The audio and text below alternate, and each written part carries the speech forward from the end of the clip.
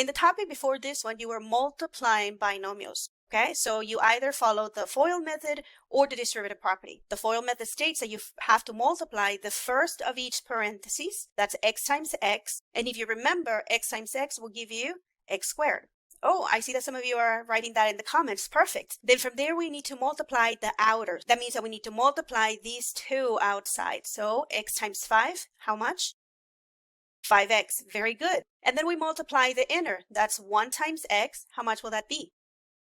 Yes, that's 1x. And then finally, we multiply the last of each of the parentheses. So that's 1 times 5, and that's going to give us 5. Perfect. Okay, so after multiply them, we need to put them all together so that we can combine like terms. Does anyone know which of these are like terms?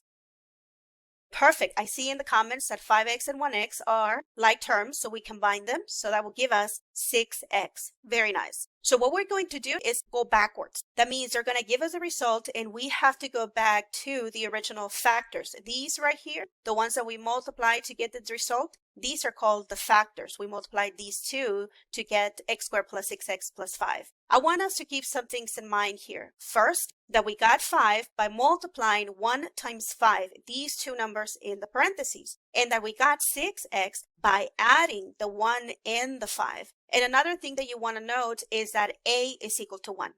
Yes, Isaac, ask the question. Yes, okay, that's a very good question. The way that we know it's a 1 is because that first term, x squared, doesn't have a number written. So that doesn't mean that we don't have any. That means that we have 1x squared. The reason this is important is because the method that we're going to use to factor is only going to work if a is equal to 1. So we have to make sure that we check that first. We ready then? Okay, so they're going to give us now the result, you notice, and they want us to find the factors. So we're going to begin by finding a, b, and c. Notice that a is right here, the number in front of the x squared, so that is 1, that's correct. B is the number in the middle, so b is 9, very nice. And c is the very last one here, so c is 18, yes. So in order for us to factor, we need to find out, like we found c before, what two numbers multiply to 18, and those same numbers need to add up to 9. So let's find what we call the factors of 18. The way that I like to work so that I don't miss any of the factors is I go down the number line. So I start with 1. What do I multiply 1 to get 18? That's right, 1 times 18. Then I move to 2. What do I multiply 2 to get 18? Yes, 2 times 9 will give me 18. And then I go to the next one. What about 3? What can I multiply 3 to get 18? That's correct. That will be 6. Then once I find these, what I do, I start looking for b. Which one of these can I add to give me the 9? So let's start with the first one. How much is 1 plus 18? That's right. Is that b? No. So we move to the next one. We try 2 plus 9. How much is that? That's right. That's 11. So is that b?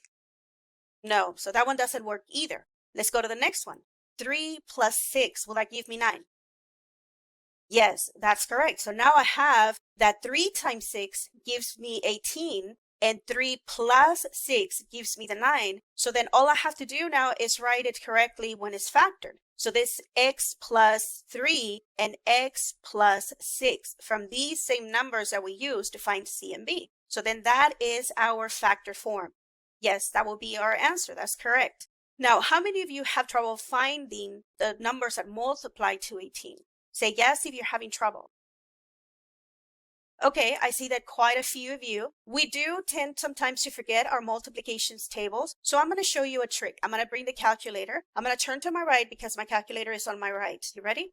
The trick is we're going to take this number, the 18, and then we put it in the calculator like this. We do 18 divided by x. What it does is that it tells us all the numbers that multiply to 18. Then since I want to add them to get the b, I'm just going to write it again, 18 divided by x plus x. And check out what happens in the calculator. I go to the table, so I press second graph. You see that? We get all the numbers that we got here. So now I can see that 1 and 18 give me 19, that 2 and 9 give me 11, and that 3 and 6 will be the one to give me 9. So then what this is going to do, if you want to use it, you don't have to, it's going to help you find these numbers right here.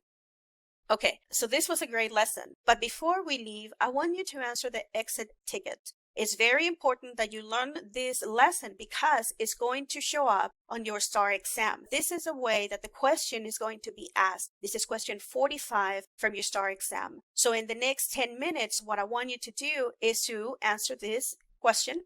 Okay, you guys have an awesome afternoon. Don't forget to submit your exit ticket.